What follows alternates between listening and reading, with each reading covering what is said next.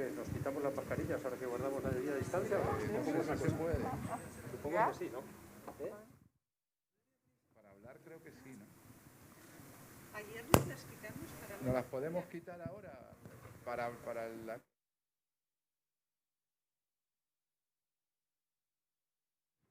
Le saluda Carlos Santos, periodista de Radio Nacional de España, y lo primero es agradecerle a todos ustedes que estén aquí demostrando de la manera más evidente que la cultura no contamina nunca para mal, que si hay una actividad saludable es cualquiera de las actividades que se engloban de eso que genéricamente llamamos cultura y que al final es el conjunto de conocimientos, de sensaciones y de emociones que nos ayudan a defendernos en el medio, muchas veces hostil, en el que vivimos.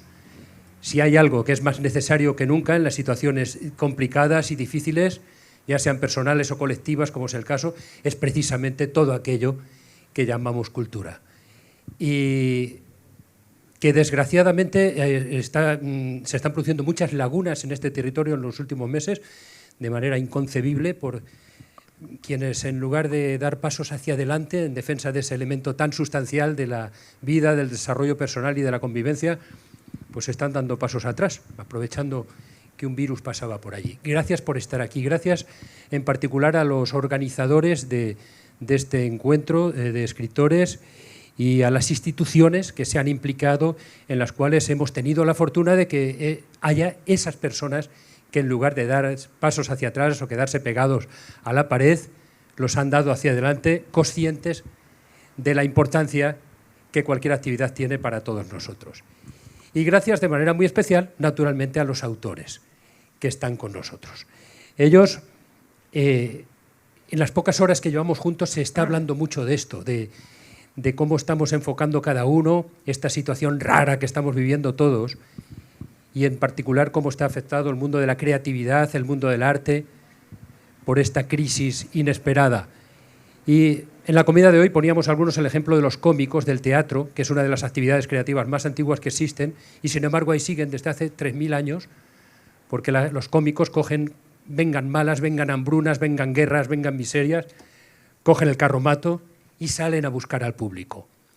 Y cuando pueden permitírselo, se meten 200 en un escenario, y cuando vienen las malas, inventan el monólogo y van de uno en uno para que salgan las cuentas. Esto en el mundo del teatro lo han tenido claro desde hace 2000, 3000 años. Los escritores llevan menos tiempo escribiendo, llevan unos 500 o así, no sé, de la imprenta, vamos, escribían antes, pero no tenía tanta difusión. Y llevan menos tiempo, quizá por eso, pero por fortuna, algunos de ellos también tienen claro que tienen que salir a buscar a pecho descubierto al público, al lector. Lo hacen naturalmente con las horas de trabajo y de estudio, con las horas que dedican a escribir. El resultado de esa búsqueda del público son esos libros que de los 4 autores que están sentados aquí podéis encontrar, si no los habéis encontrado ya, en los puestos de la Plaza de España. O bien los podéis bajar en Kindle, en el iPad, como he hecho yo, de alguno de ellos que he conocido hace poco y que he sentido la necesidad inmediata de conocer su obra. Está muy al alcance de la mano el resultado de ese trabajo y el resultado de esa búsqueda de la conexión con todos ustedes, a la que estas 4 personas dedican su vida por completo. Hoy nos reúne una casualidad porque vamos a hablar de algo... Bueno, yo no los conocía a todos ellos, sí conocía parte de su trabajo, no todo tampoco, algunos sí. Ellos, sospecho por lo que sé de ellos, que pertenecen a esa especie de creadores que están dispuestos a ir donde haga falta para buscar el encuentro personal, no en abstracto solo, con quienes son destinatarios naturales de su trabajo, que son los lectores. En algún caso me consta, Carmen Posada sí, porque la conozco desde que éramos unos niños los dos y corríamos por redacciones de Madrid o por bares de Madrid. Y me consta que es así, me consta que es como nosotros, los de la radio. Ella va yo donde están los oyentes. Ella sé que es así. De los demás lo sospecho, pero porque la prueba más evidente es que están aquí, hoy, ahora. Sin miedo a coger aviones, sin miedo a achucharse donde haga falta y sin miedo incluso a que te tomen la temperatura, que siempre pasas un mal rato y no digamos si te pinchan al llegar por si acaso tienes algún virus, te has traído de la península algún virus. No, estamos todos sanísimos y procedemos a una actividad igualmente sana, que es la de pensar en voz alta. El título de esta charla, por cierto, si queréis, no voy a deciros ni un solo detalle de quiénes son, de los libros que han escrito, porque lo tenéis todo al alcance de la mano y la mejor manera de conocer a un escritor es leer lo que ha escrito. O sea que es muy fácil.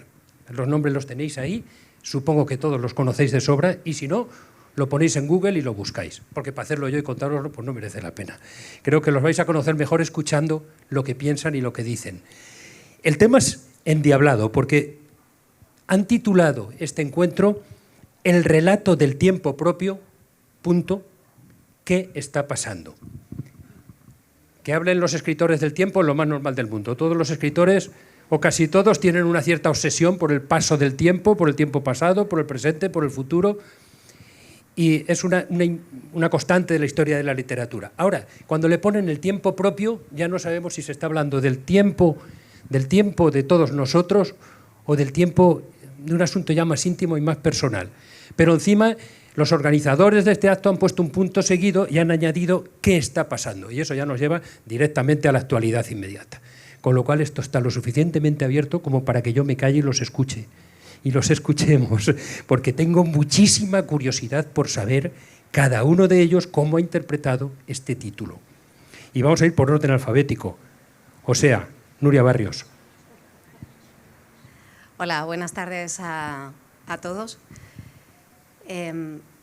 Como el título es tan misterioso y es tan abierto, yo directamente voy a recoger las palabras primeras que ha pronunciado Carlos y voy a hablar en favor de lo que significa un festival como este. Probablemente todos repetimos lo mismo, todos los que pasamos por esta plaza o por la otra, pero es verdad que llevar a cabo un festival en este tiempo de coronavirus es un acto de valentía por parte del ayuntamiento y por parte de los organizadores. A nosotros, los autores, nos supone también una cierta valentía, porque ¿quién no tiene miedo en este momento? Todos tenemos miedo. Pero el miedo es relativo porque nosotros nos estamos jugando mucho, y cuando hablo de nosotros no me refiero simplemente a los que estamos aquí, a los escritores. Y no me refiero solo al mundo de la cultura, a la escritura, al arte, a los cómicos. Me refiero en general a la sociedad. Nos estamos jugando mucho. No sé por qué en el mundo de la cultura, existe en la sociedad una imagen muy tópica sobre lo que significa la cultura. A nosotros nos aplican siempre en el cuento de la cigarra y la hormiga: nosotros somos la cigarra. Es mentira, nosotros somos la hormiga. Trabajamos muchísimo, pero no por nuestro trabajo, no porque trabajemos mucho, nuestro trabajo tiene valor. No, nuestro trabajo tiene valor porque lo que nosotros hacemos, lo que hacen los artistas en general, da lo mismo quiénes sean, qué tipo de expresión artística tengan, construye una sociedad. Cuando pase el coronavirus, probablemente la mayor parte de la sociedad seguirá adelante lo más rápidamente posible y olvidará todo esto que estamos viviendo, con todos los sinsabores que ha provocado y provocará. Y lo hará por un mecanismo de supervivencia, porque todos queremos seguir viviendo, y para vivir hay que olvidar lo malo. Y sin embargo, los que nos dedicamos a la creación, no haremos eso. Nosotros somos la memoria del tiempo.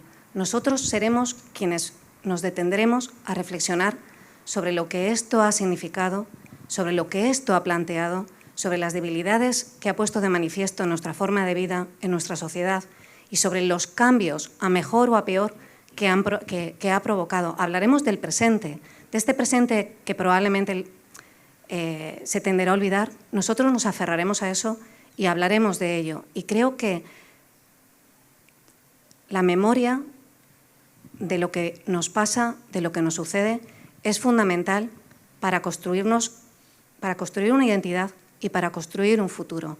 Así que, aunque solamente sea por eso, creo que es esencial apoyar a la cultura y apoyar a los creadores y apoyar a todos los que entienden lo que la creación significa, que, en principio son todos ustedes que están aquí y muchas más personas que no están aquí. Pero creo que esto es, en el fondo estamos todos embarcados en una guerra de guerrilla, en una guerra casi invisible, porque es verdad que somos un sector muy maltratado, pero también invisibilizado, Como decía antes, somos el sector de la cigarra, el sector del ocio, el sector del entretenimiento, cuando somos mucho más que eso. Y bueno, aquí me voy a parar y dejo que sigan los demás y luego ya retomo con lo que quieran. Me quedo con el titular. Nosotros somos la memoria del tiempo. Entonces, voy a ver el orden cronológico ahora. Es José Luis Correa. Sí. Hola, buenas tardes. Bueno, pues yo venía pensando en este título tan perverso. Y después, cuando has estado presentándolo, Carlos, me estaba dando cuenta de que tenía mucho sentido, ¿no? Porque yo creo que ese juego del tiempo propio y el tiempo externo, yo creo que como nunca se están fundiendo, ¿no? Es decir, tengo la sensación de que en estos momentos el frío de afuera nos ha pillado al frío de dentro, ¿no? Yo, no sé, a veces encuentras a gente que en estos momentos está tremendamente activo, pero la mayoría hemos pasado miedo, la mayoría hemos tenido dudas, la mayoría hemos tenido un periodo de mucha reflexión, ¿no? 2 meses y medio de reflexión, que se dice pronto, ¿no? Entonces creo que el título está muy bien pillado por aquello de que bueno, los escritores y las escritoras nos hemos dedicado en estos tiempos a reflexionar y a darnos cuenta de lo efímero de casi todo. Siempre lo hemos tenido presente, y los poetas más, ¿no? El tema del paso del tiempo, de la muerte. Porque claro, cuando está tan cercano, cuando nos pilla tan cerca y cuando lo vemos a diario, ¿no? Durante toda esta pandemia, yo creo que la reflexión nos ha pillado, nos ha venido el toro y nos ha cogido, ¿no? Y entonces empiezas a darte cuenta y a reflexionar sobre tu propia escritura, ¿no? Entonces yo pensaba caramba, pues esta época en la que etiquetamos la literatura constantemente en la novela negra, novela romántica, novela histórica y tal. Bueno, este es el tiempo de la ciencia ficción. Está claro que si hay una novela que hoy puede reflejar todo lo que está pasando, es la ciencia ficción. Nos dicen hace 6 meses que vamos a vivir esto y nos lo planteamos como una novela absolutamente disparatada, ¿no? Cuando ya se nos ha visto acercado, pues se nos ha acercado toda esta situación, pues entonces reflexiona sobre qué estás escribiendo tú para reflejar, ¿no? Y en el fondo va por ahí, ¿no? En el fondo todo lo que estamos escribiendo intentamos reflejar lo que ocurre, y a veces lo que nos ocurre se está fundiendo en este periodo. Yo, bueno, a mí me conocen, saben ustedes, pues por eso que es la novela negra, ¿no? Pues hace 20 y tantos años me dio por hacer una butad, ¿no? Y coger un detective de canario, cosa que suena muy raro, muy apreciado ahora en el norte, en los países nórdicos, como exótico, claro. Y entonces, hace 20 años me dio por hacer esa butad y decir, bueno, pues voy a hacer un divertimento. Y pues 22 años después hay 11 historias, 11 novelas de ese personaje, ¿no? La última, pues este año, bueno, el año de la pandemia, que vamos a decir, ¿no? Entonces, claro, yo me he dado cuenta de que al final el género es una excusa para contar. Es decir, igual que cualquier otro escritor, pues ¿no? Se busca. El género es una excusa para el muerto y la investigación y todo esto. Es una excusa para contar el qué está pasando, ¿no? Aún no he llegado a la pandemia, creo que le voy a dar un tiempo, porque yo no logro escribir bien. A mí me pasa que no logro escribir bien con miedo y con incertidumbre. Igual que me pasa que tampoco puedo escribir bien con las copas, ¿no? Quiero decir, saben que a los escritores a veces se les da esa imagen de este escribía estupendamente bien borracho. Yo no puedo escribir con alcohol porque no me acuerdo ni de lo que escribía al día siguiente, ¿no? Entonces me pasa lo mismo con esto, ¿no? Yo necesito, ahora para contar este periodo voy a necesitar seguro un tiempo largo para darle muchas vueltas a lo que está pasando, a lo que estoy sintiendo, ¿no? Y a lo que estamos sintiendo prácticamente todos. Y eso, como decía Nuria antes, creo que es interesante, nos une al resto de los mortales.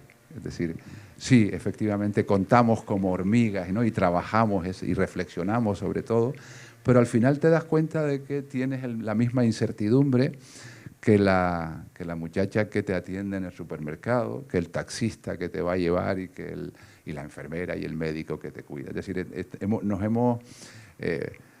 estamos cada vez más parte de la sociedad en la que vivimos y a las que nos dirigimos, ¿no? Entonces yo creo que ese Jekyll y Hyde del tiempo interno, íntimo, y el tiempo externo está justo en el punto en el que se funden los dos, ¿no?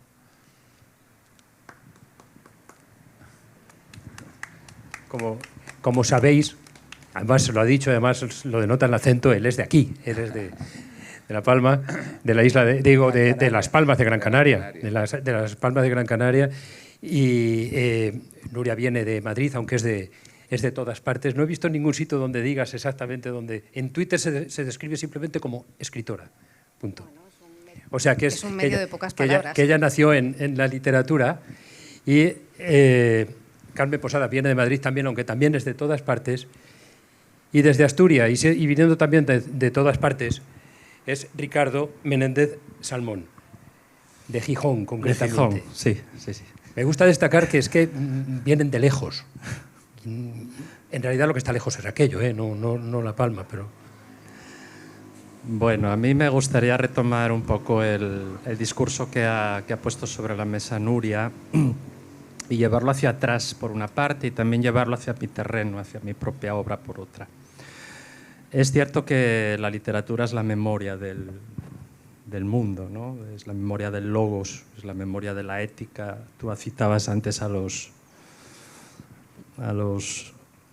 maestros del teatro hace 2000 y pico años, ¿no? Cuyas obras aún nos siguen conmoviendo, ¿no? Se representen bajo el sol de Mérida o en cualquier teatro del mundo. Nos siguen conmoviendo porque trabajan con universales de la emoción y de la inteligencia, y la historia de Antígona intentando enterrar a su hermano, la historia de Edipo intentando saber quién es su padre, en el fondo siguen siendo nuestra historia.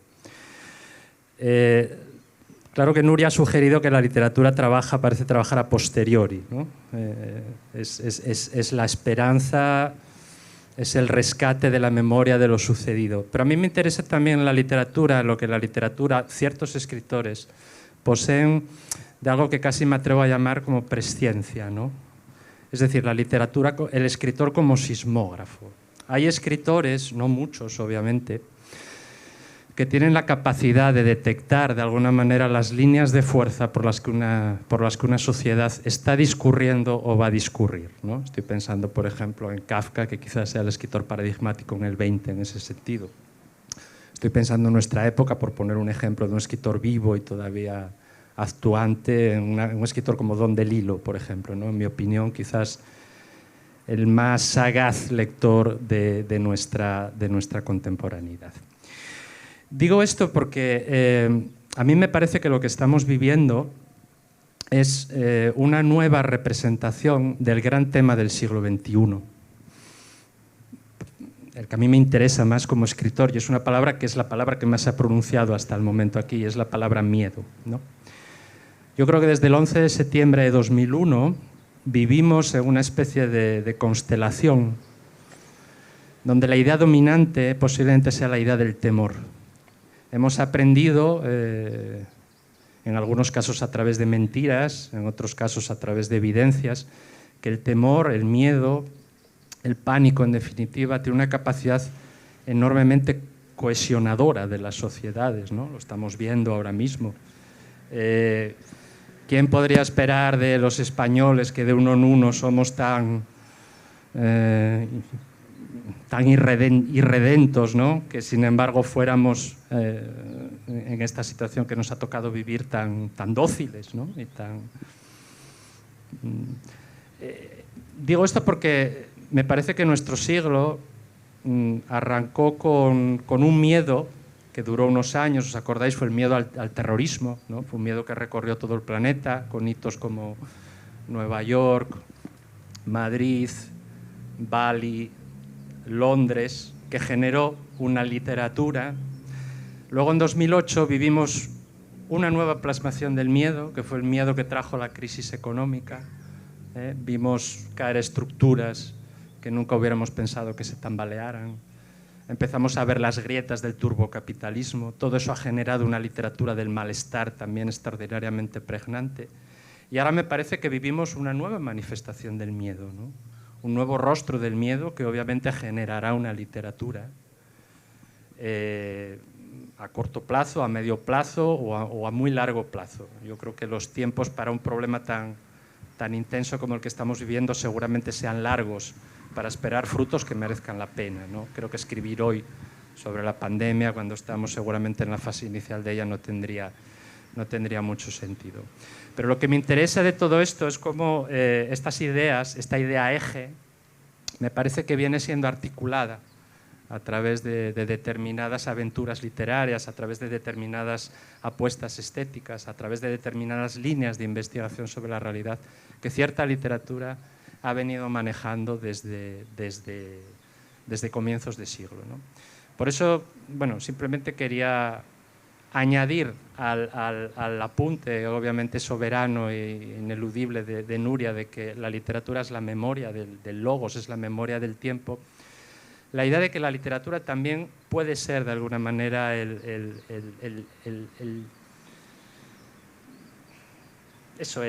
detector de qué está bullendo bajo nuestros pies, ¿no? De qué se está dibujando en un horizonte inmediato. Quizás por eso José Luis hacía esta apelación también a la literatura de ciencia ficción, que ha sido un género históricamente malhadado y que hoy descubrimos que, bueno, en encarnaciones como la distopía, por ejemplo, tiene muchas cosas que decirnos, ¿no? De pronto volvemos a los maestros de la distopía del siglo pasado y descubrimos que es el futuro lo que a veces ha quedado anticuado y es el presente lo que es tremendamente, parece de anticipación, ¿no? Entonces, bueno, me gustaría simplemente poner sobre la mesa esta idea de que el escritor no solo trabaja como la lechuza de Hegel o como la filosofía, cuando el animal de la sabiduría ha levantado el vuelo, sino que a veces trabaja también a pie de obra e incluso adelantándose a la realidad, ¿no? Muchísimas gracias, Ricardo Menéndez Salmón. Y Carmen Posada, tu turno. Bueno, yo estaba escuchando con mucha atención lo que hemos dicho aquí, lo que han dicho todos en este panel, y me gustaría intentar unir estas ideas. Yo cuando sobrevino la pandemia, lo primero que dije, bueno, es una tragedia, pero a mí me va a venir fenomenal, porque yo estaba muy atrasada con una novela y dije, bueno, esta es la situación ideal, no va a sonar el teléfono, no voy a tener que ir a ningún lado, todas las citas canceladas, era como el sueño, ¿verdad? Ante mi sorpresa, hablaba con otros escritores y todos me decían que estaban bloqueados, que no podían escribir, que el día se les escapaba como agua, que un día sucedía otro y que tenías la sensación de que no pasaba nada y sin embargo el tiempo se escapaba de una manera misteriosa. A mí eso no me pasó porque yo estoy escribiendo una novela que ocurre en el pasado. Yo pienso que los escritores que estaban escribiendo sobre el presente sí tuvieron ese golpe porque, claro, tú estás escribiendo sobre el presente y de repente el presente cambia. Y de la manera más radical, y hay un fenómeno nuevo y aterrador con el que no contabas y que de alguna manera piensas que nada de lo que estás escribiendo va a tener sentido porque te falta esa ficha. Y por otro lado, tampoco la puedes incorporar a tu relato si no viene a cuento. Luego también hay un fenómeno que es un poco lo que tú señalabas antes, que no se puede escribir en la inmediatez. O sea, todas las buenas obras se han hecho años después de que ha ocurrido algo muy, muy notable. Sucedió, por ejemplo, que en el 11S muchos escritores y grandísimos escritores, Ian McEwan, por ejemplo, o Martin Amis, decidieron que su próxima novela tenía que tratar del 11S. O sea, es que era un fenómeno tan increíble que necesariamente tenían que hablar de este asunto. Hicieron 2 novelas completamente fallidas, porque los escritores en el fondo somos rumiantes. O sea, necesita pasar el tiempo, necesitas saber cómo va a ser la evolución. No se puede escribir desde la inmediatez. Se puede, sin embargo, como dice Ricardo, ser anticipatorio. Hay muchos escritores que son casi visionarios, ¿no? Y que, bueno, han salido incluso en prensa cantidad de autores no necesariamente conocidos que ya habían escrito una novela que retrataba exactamente la situación que estamos viviendo, ¿no? Entonces, de alguna manera es curiosa esta situación porque estamos todos a la expectativa, no sabemos no solamente qué va a ser de nosotros como escritores o de ustedes como bueno, en cada uno en su trabajo, sino que ni siquiera sabemos qué va a pasar con la pandemia. Estábamos hablando de que las noticias son contradictorias. Un día te dicen que tal cosa sirve y al día siguiente viene otro experto que sabe muchísimo y te dice exactamente lo contrario. Entonces vivimos en una especie de incertidumbre permanente que precisamente para la creación es muy desasosegante y por supuesto lo es para todos. Sin embargo, yo estoy segura que al cabo de unos años, 3, 4, lo que sea, de esta crisis, de esta fractura terrible que hemos vivido, saldrá obras verdaderamente extraordinarias. No solamente en literatura, sino en cine, porque no hay nada como un trauma o una situación espantosa para que la imaginación se ponga en marcha y de alguna manera de sus frutos, ¿no? Los tragos horrendos no sirven para otra cosa, pero para la creación suelen ser muy fértiles. Bueno, muchas gracias, Carmen. Yo os invito a que a partir de ahora, en la segunda mitad de esta charla, no haya orden de intervenciones, sino que habléis como estamos hablando delante de un café o delante de un gin tonic en estos días, en los pocos ratos libres que tenemos. Por cierto, lo del gin tonic es pura metáfora porque todavía no nos hemos tomado ninguno juntos, pero bueno, todo se andará. Quiero decir que no haya orden, que os interrumpáis y vayáis cambiando impresiones sin más, porque en esta segunda mitad. Y os quería preguntar una cosa que parcialmente, que Carmen, en cierto modo, por su parte ha respondido ya un poquito, pero os quiero preguntar, en vuestra propia experiencia literaria concreta, en el trabajo que estáis haciendo ahora mismo, si de alguna manera el tiempo propio pero común que estamos viviendo ha influido. Yo os voy a contar primero mi experiencia personal, que es la de un periodista. Yo no soy escritor, pero los periodistas de vez en cuando escribimos libros. Y yo he escrito un libro sobre los años 70, los años de la ilusión. Funcionó muy bien. Escribí un libro sobre los años 80, los años de la fiesta, y ahora me tocaba escribir un libro sobre los años 90, que son los años de la corrupción, básicamente.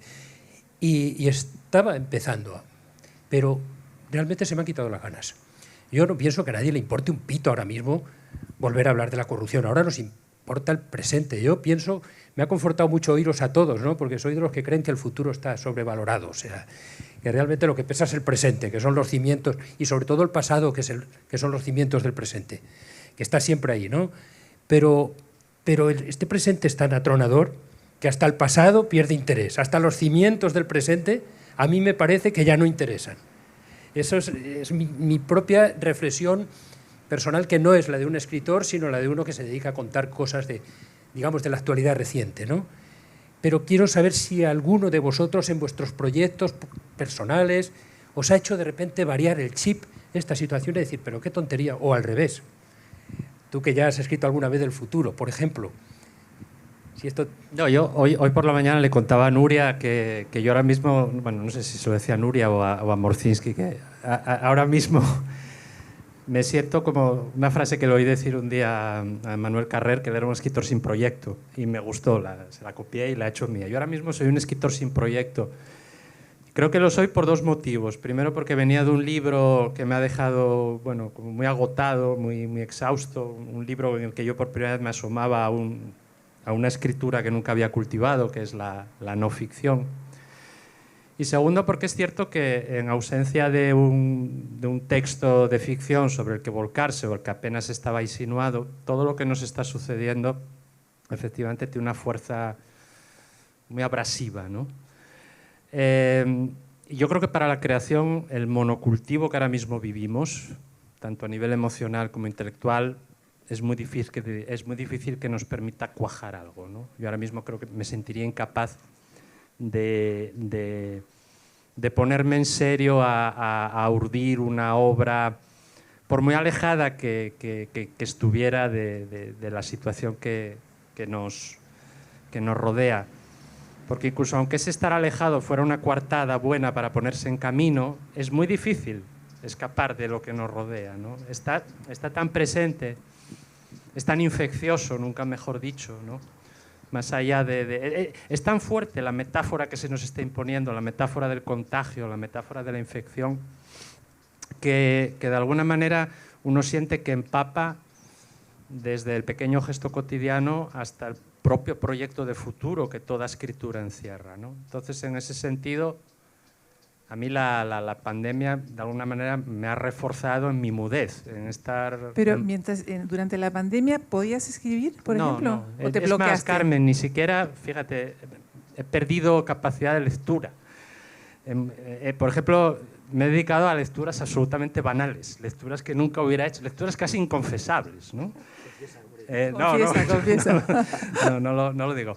Lecturas que quizás nunca me habría concedido, me he sentido incluso fracasando en ciertos textos de determinada enjundia o textos que en otra situación es como si no fuera capaz de entrar en ellos, ¿no? En ese sentido me siento un poco imbecilizado con todo. ¿Estabas en medio de una novela y la tuviste que abandonar? No. Estaba realmente, insisto, sin proyecto, pero con una vaguísima idea de escribir algo. Pero digamos que la situación en la que estamos ha cerrado definitivamente la levísima grieta que había en el muro, ¿no? Y luego sí me permite una reflexión. Me parece hasta cierto punto obsceno un movimiento que he percibido entre ciertos escritores y editorial también ya de empezar a invadirnos con títulos. El primer movimiento que hemos notado en España, fue el doble de Giordano por un lado, Paolo Giordano por un lado, con este libro escrito, una especie de diario y tal, y luego inmediatamente la respuesta siempre provocativa de Zizek, ¿no? Con el filósofo esloveno, con su libro. Pero sospecho que a la vuelta de la esquina, en esta rentrée extraña que tenemos ahora, o al menos en enero, vamos a tener la mesa de novedades plagadas de libros de epidemiólogos, libros de enfermeros, libros de hijos que han perdido a sus padres, libros de padres que han perdido a sus hijos, libros de escritores en crisis que escriben un libro sobre la pandemia para salir de la crisis. Y no sé, creo que de todo eso, un poco redundando en lo que tú insinuabas, ¿no? La gran literatura, la gran creación en general necesita una cuarentena. Yo creo que, salvo casos excepcionales, de los que yo desde luego no me cuento, no tengo ese don o esa genialidad, yo creo que la gran creación exige siempre una distancia. Cuando uno está enamorado no puede escribir una gran novela de amor, ¿no? Cuando uno está sufriendo, el sufrimiento necesita un periodo de duelo, necesita un periodo de alivio, necesita encarnarse en unas imágenes y en unas metáforas, y creo que lo que estamos viviendo necesitará su tiempo para tomar forma.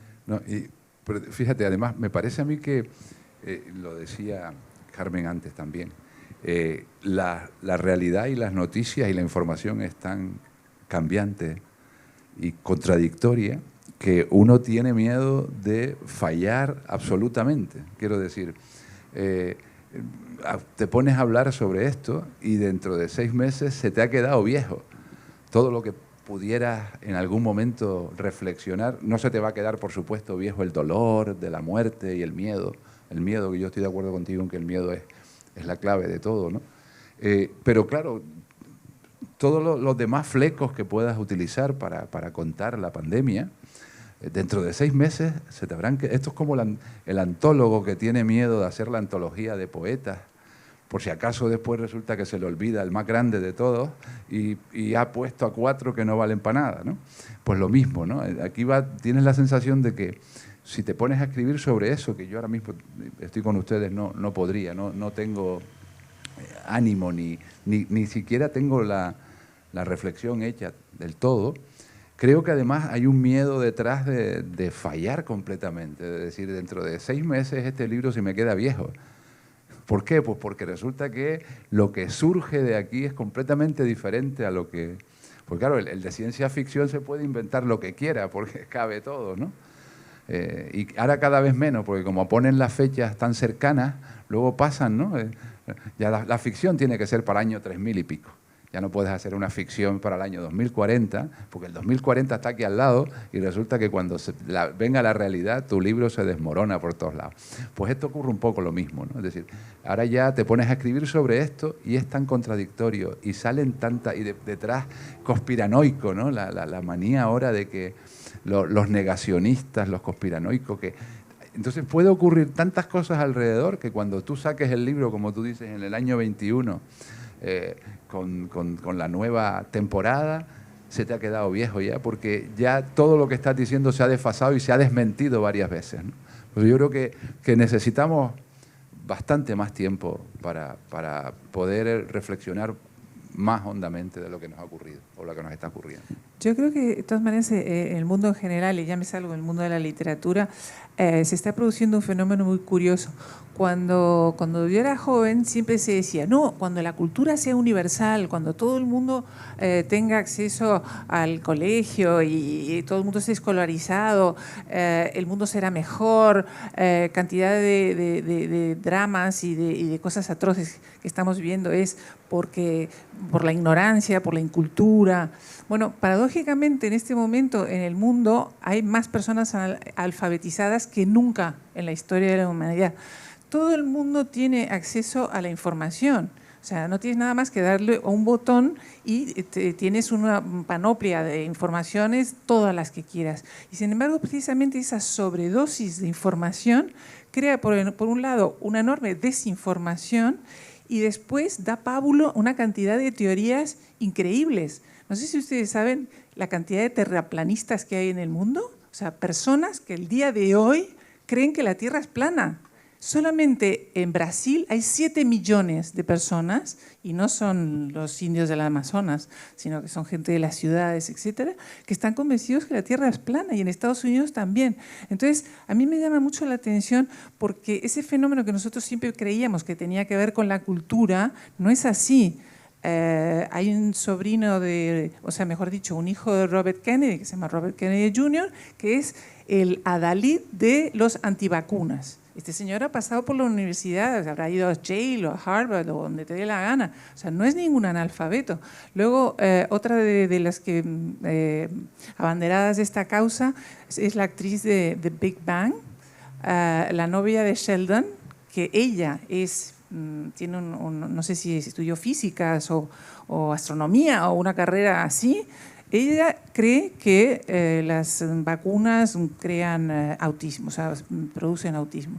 Entonces, el fenómeno nuevo es que a pesar de la cultura, sin embargo, tenemos esta sobredosis de información que nos confunde y, por otro lado, las teorías conspiranoicas crecen como setas.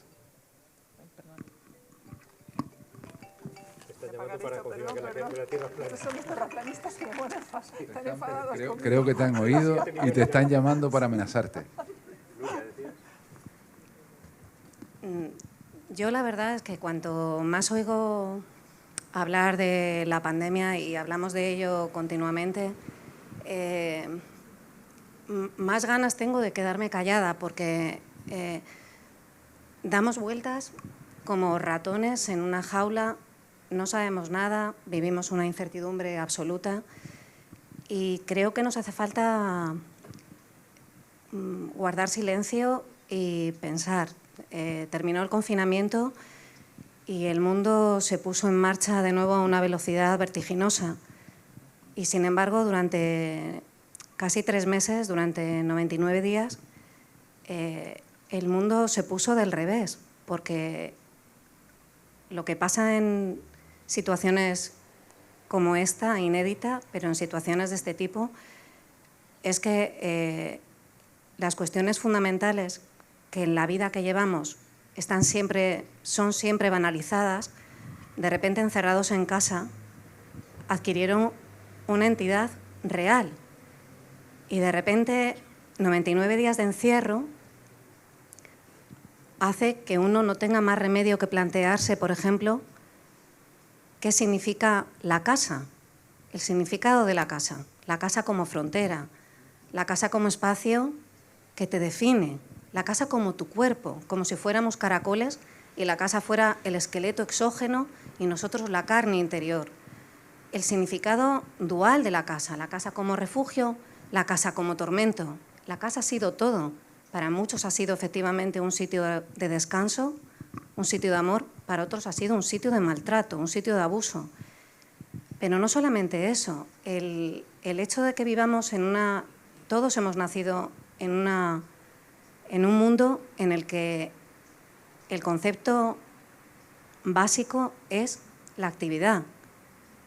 Desde que naces te dicen, actúa, trabaja, no te pares, no seas vago, levántate ya, mueve el culo. Y de repente nos dijeron, no te muevas, no salgas, no hagas nada, no digas nada, no hables. Y todo eso, creo que aunque aparentemente son cuestiones pequeñas, en el fondo son terremotos inmensos, porque verse obligado a estar quieto y que no solamente seas tú el que tiene que estar quieto, porque todos a lo mejor hemos estado aquí quietos en alguna ocasión, por una operación, por lo que sea. No éramos uno de nosotros el que estaba quieto. El mundo estaba quieto. No había tráfico aéreo. Los aviones se pararon, los trenes se pararon, el tráfico se paró. No había ruido. Había silencio, un silencio nuevo. La experiencia del silencio, ese tipo de silencio cuando uno está encerrado en casa, eso también es como una especie de lluvia menuda que no la notas pero te cala. Y creo que este es simplemente, aunque de repente estamos otra vez, como decía antes, metidos en este vértigo de ¿qué va a pasar mañana? Tengo que ganarme la vida, no me puedo quedar sin trabajo, hijos, factura. Creo que todo lo que durante un instante se puso a la luz durante el confinamiento, no deberíamos perderlo de vista y deberíamos reflexionar muy seriamente sobre ello. Y básicamente esa es mi postura. Yo creo que tengo que pararme y a pensar sobre eso, sobre lo que eso significa. Y a partir de ahí es un puntito muy pequeño, pero creo que sobre ese diminuto pivote hay una vuelta inmensa, hay una revolución muy grande, de la que no puedo hablar ahora mismo porque tengo que reflexionar sobre ella. Oye, no os vayáis a quedar parados, porque nosotros os necesitamos. O sea, yo supongo, y de paso os lo pregunto, supongo que un escritor un poco se debate entre un asunto muy personal, de esa necesidad de compartir emociones, de compartir percepciones, de compartir sentimientos o de compartir su visión del mundo, y también esa especie de obligación social de pasar el espejo por el camino, como decían los clásicos, ¿no? Para ayudar a que a los demás se vean en ese espejo, para ayudarnos a los demás, partiendo de la base de que si en algo os diferenciáis los creadores en general, ya sean pintores, escultores, y ya sean músicos o ya sean, como es el caso, escritores, es que contáis el mundo como nunca sabremos contarlo los demás, como nunca lo contaremos los periodistas, como no son capaces de contarlo los historiadores, como no son capaces de contarlo los científicos, aunque todo ello forma parte, creo yo, de esa misma cultura que nos ayuda a defendernos en el medio en el que vivimos. Por tanto, esa sensación de parálisis, bueno, igual la estáis aprovechando también para decir, ¿y yo para qué sirvo? ¿Qué parte de mi doble función, la personalísima y la social, tiene que prevalecer ahora? Solo una nota. Estar parado no es estar paralítico. Vale. Yo no hablo de parálisis. Hablo de no acción, pero ese tipo de no acción que implica creación. No tiene nada que ver con la parálisis. O sea, os habéis quedado sin palabras. No, ¿sabes qué pasa? Que yo creo que ahí entra un poco casi hasta una reflexión filosófica, como decían ellos, ¿no? Claro, tú intentas o crees que escribes para entender el mundo, escribes para entenderte a ti mismo, ¿no? Casi para explicarlo. Pero es que estás en un momento en que no entiendes nada. Estás en un momento en el que para mí me pasa eso, que soy incapaz de explicar lo que está ocurriendo, ¿no? De cosas tan hace poco tiempo tan disparatadas, ¿no? como eso, ¿no? Estábamos hablando de 3 meses parados y resulta que la naturaleza coge su puesto, ¿no? A mí me llamaba mucho la atención en esta época del confinamiento, cómo veías que todo el mundo, excepto el ser humano, ¿no? Todo lo demás se movía y iba cogiendo su puesto. Las cabras se metían en las casas y en los hoteles. Te hablo, por ejemplo, de Midland, Gran Canaria, las dunas que estaban absolutamente perdidas, habían recuperado una lucidez, una luminosidad y una pureza que no tenían desde hace medio siglo. Y los jabalíes que los veías por la ciudad. Es decir, todo el resto del universo se movía, iba tomando ese espacio que nosotros les hemos ido robando, ¿no? Y te empiezas a plantear, coño, a lo mejor sobramos nosotros, ¿no? Entonces es todo muy confuso. A mí me pasa eso. Yo siempre he dicho que escribo para entenderme a mí mismo y para entender el mundo que me rodea. Y estoy en un periodo en el que no entiendo casi nada. Entonces estoy con Nuria en el que yo creo que la idea es la de reflexionar, la de empezar a darle vueltas tranquilamente, rumiar, como tú decías, ¿no? Todo esto que está ocurriendo para en algún momento intentar explicarlo más adelante, ¿no? Ricardo, tú eres un combatiente. Soy un combatiente. Tú eres un combatiente como ciudadano, además. Y tú no. Me extraña a mí que estés ahí paralizado por el miedo y diciendo, a ver, ¿cómo salgo? ¿No sientes la necesidad de salir ahí con todo tu armamento? No. Me parece que lo que ha dicho Nuria esconde una verdad que todos podemos de algún modo traducir a nuestra experiencia, ¿no? Me ha gustado su poner el acento sobre el silencio como una categoría redescubierta casi, ¿no? Porque yo decía que una de las claves del mundo contemporáneo es el miedo y yo creo que la otra es la prisa, la urgencia, ¿no? Tenemos urgencia por conocer, tenemos urgencia por movernos, tenemos urgencia por desplazarnos. Ahora ya tenemos la urgencia de crear un relato a propósito de lo que está pasando y la pregunta es ¿por qué? ¿Por qué vamos a hacer un mal relato en nombre de la prisa, pudiendo construir en un tiempo lento un relato mejor armado y mejor articulado, que nos permita además, porque los relatos que nos contamos a nosotros mismos y que los contamos a los demás, no necesariamente deben tener una dimensión moralista, pero sí pueden tener una dimensión que apela a la experiencia. Podemos dar algún tipo de enseñanza de todo esto, ¿no? No sé si os acordáis que cuando vivimos las primeras semanas del confinamiento, en paralelo a la pandemia, hubo una segunda pandemia. Fue una pandemia de buenismo, ¿no? De buenas intenciones. El mundo iba a ser un lugar idílico, maravilloso, iba a ser, en fin, todos íbamos a ser hermanas de la caridad y íbamos a entregar nuestros corazones a... Eso duró lo que duró. Duró lo que las fuerzas necesitaron para reubicarse y para estar en primera línea cuando ese silencio se abolió, cuando otra vez nos dijeron en marcha y cuando volvieron a resurgir con más intensidad que antes los miedos, ¿no? Combate. Bueno, yo el combate de la literatura creo que es un combate personal. Es un combate que uno mantiene consigo mismo. Yo confieso que soy incapaz de pensar en el otro lado mientras escribo. Ante esa pregunta de ¿y el lector? A mí el lector no me interesa para nada. Yo no escribo para nadie que no sea yo. Escribo de algún modo con la esperanza, casi siempre fracasada, de arrojar un poco de luz en torno a mis voliciones, a mis deseos y a mis conquistas, por pequeñas que sean. Y de paso intentar comprender un poco lo que me rodea, lo que me ha tocado, ¿no? Ese teatro al que uno se ha arrojado y que no ha escogido. Pero pensar en esa dimensión de los otros es algo que a mí particularmente me resulta ajeno. Entonces sí, el combate, volveré al combate, sí, pero también creo que todos seguramente podemos reclamar un cierto espacio de privacidad para que cuando volvamos a ese combate lo hagamos con cierta sensatez, ¿no? Y liberados de ciertas servidumbres que yo ya empiezo a sentir la llamada. Por ejemplo, el mundo de la literatura, uno nota ya ese run de cuando la pandemia nos recluyó, también se instaló un discurso entre los editores de que, bueno, iban a ponderar, iban a reevaluar la rapidez a la que la literatura se ofrece al lector, el número de títulos. Luego, en cuanto todo se ha vuelto a poner en marcha, los cuellos de botella se han liberado y la mesa de novedad vuelve a estar otra vez llena de cientos de títulos que no ayudan precisamente a clarificar lo que sucede.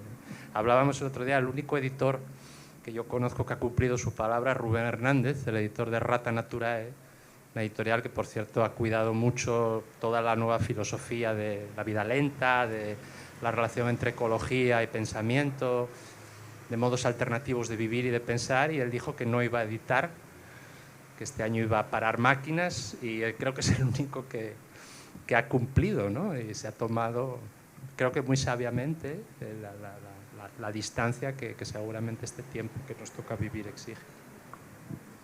Bueno, yo creo que las crisis son sobre todo lecciones, ¿no? De repente la vida te pasa unas determinadas lecciones y si no las aprendes te las vuelve a pasar. Pero en este caso hemos aprendido bastantes cosas. Eso que decía Ricardo, de que de repente el buenismo y todos pensábamos que íbamos a ser mucho mejores y cuando acabara la pandemia íbamos a ser más solidarios, íbamos a ser más cuidadosos, íbamos yo qué sé. Es verdad que yo creo que algunas lecciones las hemos aprendido, pero otro de los problemas del mundo actual es la desmemoria. O sea, yo creo que hemos aprendido a escucharnos, como decía Nuria, durante este tiempo. De repente el mundo se para y tú miras para adentro y notas el silencio que antes no te habías dado cuenta. De repente te has dado cuenta, como decía José Luis, de que la naturaleza existe al margen de ti y no solamente, sino que además le va mucho mejor sin ti. Y todas esas lecciones las hemos aprendido, pero lamentablemente pienso que las vamos a olvidar muy rápido. Pero hay una lección que no vamos a olvidar de ninguna manera y es la conciencia de nuestra fragilidad. Nosotros antes pensábamos que éramos ciudadanos del siglo XXI,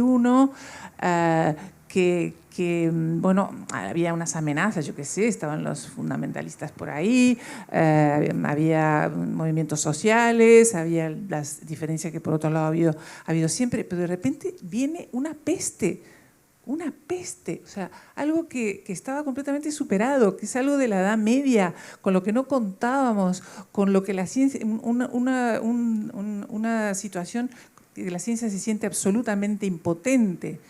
Bueno, y nos hemos visto inmersos en eso.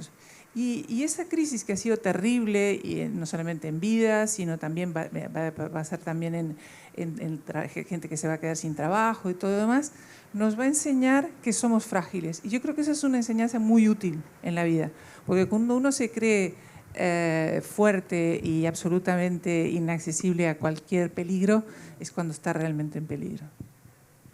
Pero mi duda, Carmen, es ¿a quién va a enseñar la fragilidad? Porque la historia está llena de... O sea, en 1918 murieron 50, 100 millones de personas en el planeta con una mal llamada gripe española que fue infinitamente peor que eso que estamos viviendo, también porque las condiciones eran otras. Y es posible que haya habido un par de generaciones que hayan tenido muy fresca esa memoria de lo que fue aquello, pero piensan fenómenos... A mí, que es un tema que me interesa mucho, ¿no? Y cuya memoria está pronta a desaparecer por una cuestión de edad, la Segunda Guerra Mundial, ¿no? Cada vez quedan menos supervivientes del año 45, cada vez hay menos personas que llegaran al año 45 viviendo la guerra, digamos, en una edad madura y que puedan dar testimonio, no como niños, sino como gente que...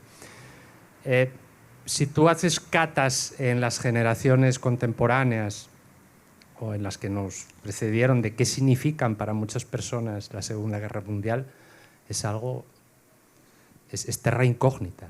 Claro, es que cuando se muere la generación que ha sufrido eso, la siguiente generación vuelve a sentirse imbatible. Pero por eso es que ahí viene el peligro. La fragilidad, o sea, me parece que no se hereda, ¿no? No, claro que no, es una experiencia personal e intransferible. Es aquella frase que dice Céline, ¿no? De que la experiencia es una lámpara que solo ilumina a quien la lleva, ¿no? Exacto. Si te fijas, si nosotros hemos tenido el periodo de paz más largo que ha conocido el mundo tal como en el que vivimos ha sido después de la fractura y del trauma monstruoso de la Segunda Guerra Mundial. Y entonces la gente se pone de acuerdo, ahora vamos a hacer las cosas bien. Entonces surgen Naciones Unidas, todos los organismos internacionales, se crea el Plan Marshall. O sea, el mundo aprende la lección de su propia fragilidad, pero lamentablemente, como tú dices y como dice Céline, no es algo que se herede, sino que tienes que ser tú el que ha vivido esa fractura y ese drama para aprender la lección de la fragilidad. Bueno, el tiempo propio se nos termina, porque llevamos 1 hora y es posible que luego haya alguna otra cosa prevista aquí, no lo sé. Por tanto, pues si no, pues nosotros podemos estar aquí hablando hasta que venga el lechero, como dicen los flamencos, no tenemos ningún problema. O sea, tenemos 10 minutos. O sea, bueno, de todas maneras, yo os iba a invitar a una reflexión final, que tendrías que empezar tú, que eres la que... O sea... Sí, lo que pasa es que mi reflexión ha sido esa. Yo creo que la lección de la fragilidad... Esa impresión sí. Tengo, que acabas de hacerla. Sí. Está muy bien. Pero la puedes sintetizar. Me voy a repetir muchísimo. No, lo que digo es eso, que al menos esa lección sí la hemos aprendido y precisamente cuando uno se cree imbatible es cuando realmente está en peligro. Nosotros hemos aprendido que somos... ¿cómo se llama? Llamas al viento, o sea, que estás al albur de una brisita que te apaga. Eso no lo sabíamos antes. Me dice Nuria con buen criterio que igual alguno queréis preguntar algo. No tenemos micrófono para pasaros, porque además se pegan los bichos. Pero, o sea, que tenéis que poneros en pie y sacar lo mejor de vuestra energía.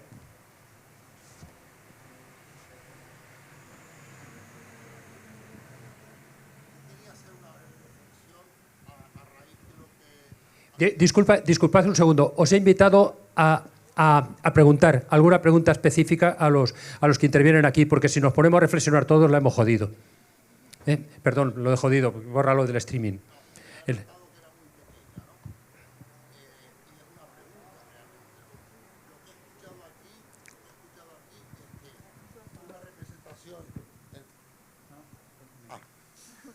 Una representación como la que tenemos delante de los escritores están diciendo muy claramente que prácticamente no tienen nada que escribir ahora, que están parados y que necesitan un periodo de reflexión, ¿no? Por un lado, ¿no? Segundo, nadie aquí reconoce ahora mismo que lo que ha ocurrido es una crisis de tipo humana, ambiental, muy clara, donde hemos sido, digamos, atacados de alguna manera por un virus, un elemento que nos ha desmoronado toda la situación. Y por lo tanto, para ser breve, me gustaría que algunos de estos escritores que tienen bastante cancha de audiencia, reconocieran que lo que ha pasado es un recordatorio de que estamos en una crisis ambiental y humana de un calibre importantísimo y que nos dieran de alguna manera su opinión y sus reflexiones con el tiempo que quieran, que se ve que es fuerte, que van a necesitarlo, ¿no? Porque como que todo lo que se estaba escribiendo, o una parte importante de lo que se estaba escribiendo, como que no sirve para nada, porque entretenía en un mundo que ya no quiere, ya no necesita tanto entretenimiento, sino que lo que necesita son soluciones claras de las personas con claridad mental para decir qué es lo que tenemos que hacer en esta nueva situación que se nos ha presentado. Gracias.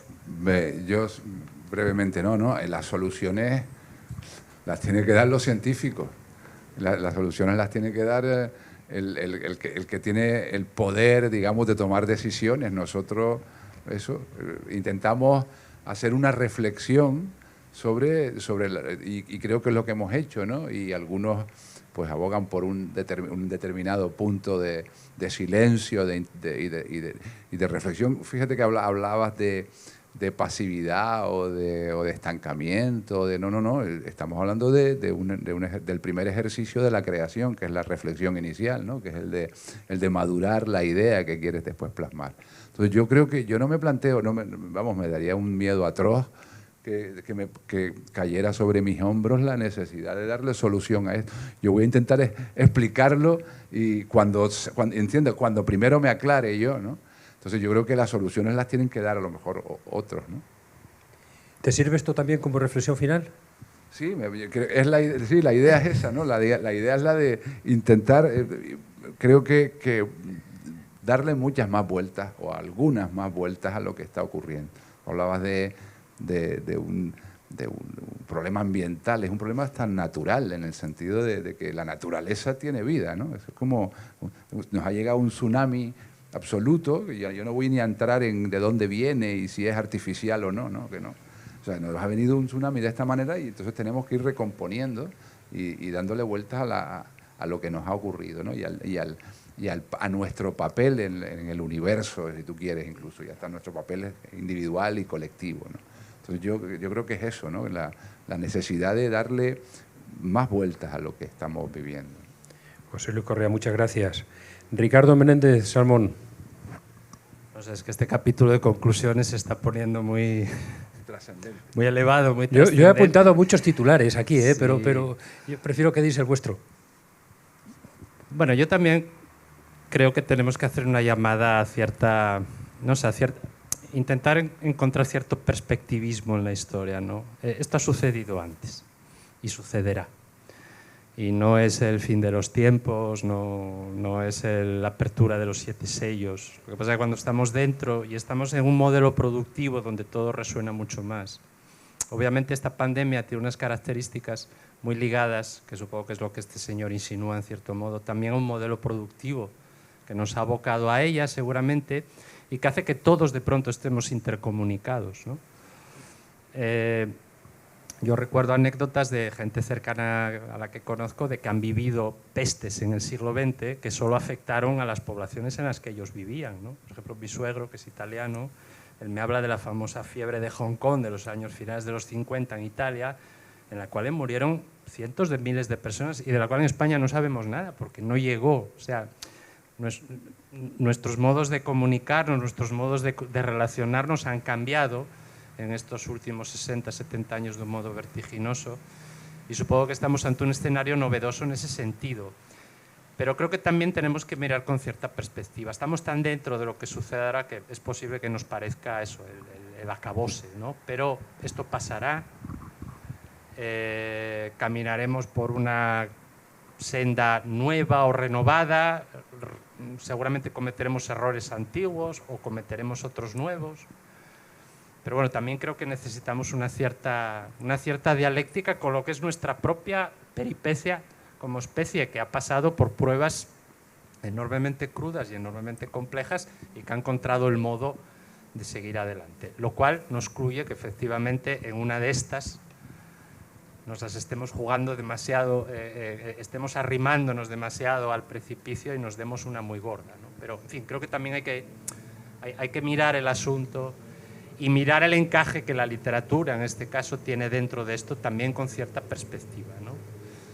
Y yo insisto un poco en la idea con la que arrancaba mi discurso. Yo creo que la literatura, la palabra en definitiva, incluso la palabra verbalizada, no necesariamente escrita, que es como nace nuestra tradición, en realidad la escritura es algo excepcional. Tiene una vida cortísima. Sin embargo, el ser humano ha usado la palabra desde hace milenios, ¿no?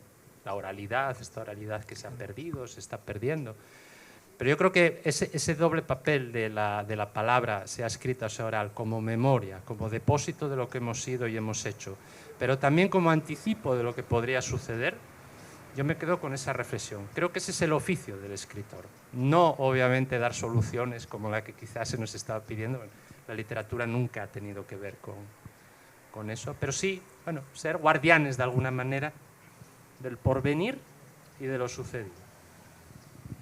Muchísimas gracias, Ricardo Menéndez Salmón. Pues, por cierto que, fíjate, yo cuando se hizo este planteamiento, este tema, el relato del tiempo propio, que está pasando. No podía imaginar, pero me parece, claro, ahora lo veo tan razonable, tan lógico, porque todos coincidís. Es decir, que sí, que nosotros estamos dispuestos a hacer lo nuestro, pero necesitamos tiempo. Es lógico, uno tiene la visión de periodista de esa prisa por sacar la cámara y empezar a sacar fotos que ahora tiene ya todo el mundo. Y si vosotros no necesitaréis tiempo para hacer vuestro trabajo, mal estaría hecho ese trabajo. Es una de las cosas que uno aprende escuchando, ¿no? Y que aunque parezca una obviedad, no es tan obvia. Muchas gracias por recordárnoslo. Que lo que salga ahora contando lo que está pasando ahora tampoco es tan de fiar. Necesitamos más tiempo. Pues cierras tú esta charla. Por el orden alfabético esta vez te ha... Bueno, yo voy a cerrar, voy a enlazar... Nuria Barrios. Sí, voy a enlazar con el principio también, con lo que comenté. También voy a hacer referencia a la intervención de este señor. Probablemente, bueno, la parte que me atañe, a lo mejor me he explicado muy mal. En ningún momento, bueno, en primer lugar, nosotros no somos políticos, esto no es un acto político. Los políticos sí que venden soluciones, igual que venden crecepelos. La literatura no da soluciones, la literatura plantea preguntas. Entonces, las soluciones hay que ir a buscarlas a otra parte. Luego, por otra parte, usted ha querido entender que nosotros hemos dicho que lo que antes servía para entretener, ahora ya no sirve, eso es pasado. No, la literatura tiene un componente lúdico. ¿Por qué vamos a renunciar al componente lúdico? El placer es parte de la vida y en momentos de crisis es mucho más necesario el placer. Pero la literatura no es solo entretenimiento, es muchas más cosas.